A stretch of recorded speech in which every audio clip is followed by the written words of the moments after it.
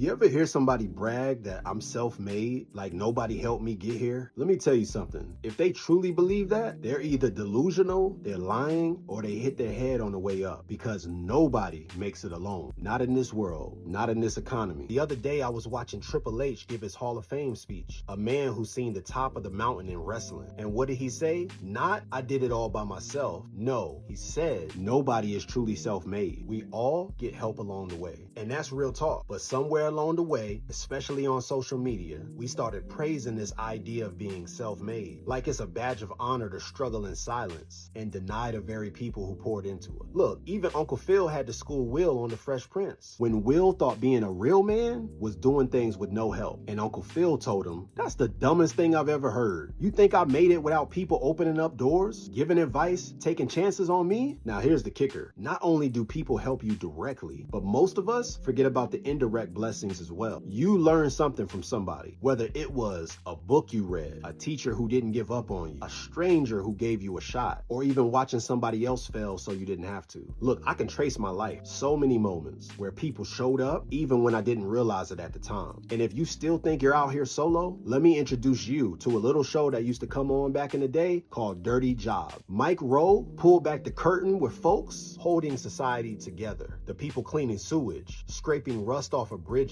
picking up garbage, in the tunnels with the rats and roaches, cleaning up feces. You don't notice them until they stop showing up. I don't care how rich you are. Let the trash start piling up outside of your mansion. Let the sewers back up. Your self-made empire gonna start smelling real different, watch. And that brings me to a piece of wisdom that's older than all of us. If you wanna go fast, go alone. If you wanna go far, go together. An African proverb. And that's the truth right there. Even Kobe had coaches. Denzel had directors who believed in him. And even Steve Jobs needed Wozniak in that garage. Success is never a one-man show. It's an orchestra, whether you hear all the instruments or not. Here's what Triple H said that really stuck with me. The older you get, the more joy you find in giving back. Not losing yourself, not pouring from an empty cup, but realizing that life is not about hoarding success. It's about sharing it. And honestly, when I'm encouraging someone, when I'm helping, when I'm making somebody feel like they have a reason to keep going, that's when I feel the most alive. Real talk, y'all. That's when purpose kicks in. So let's kill that myth today. You're not self-made. Sorry to bust your bubble. Not sorry. You're community made. You're grace made. You're the product of every book, every lesson, every risk that somebody took on you. And that's nothing to flex against. It's simply something to be grateful for. So here's my challenge. Next time you talk about your journey, say their names, tell their stories. And when it's your turn, reach back, because real success is not just climbing the ladder. It's holding it steady for the next person in line.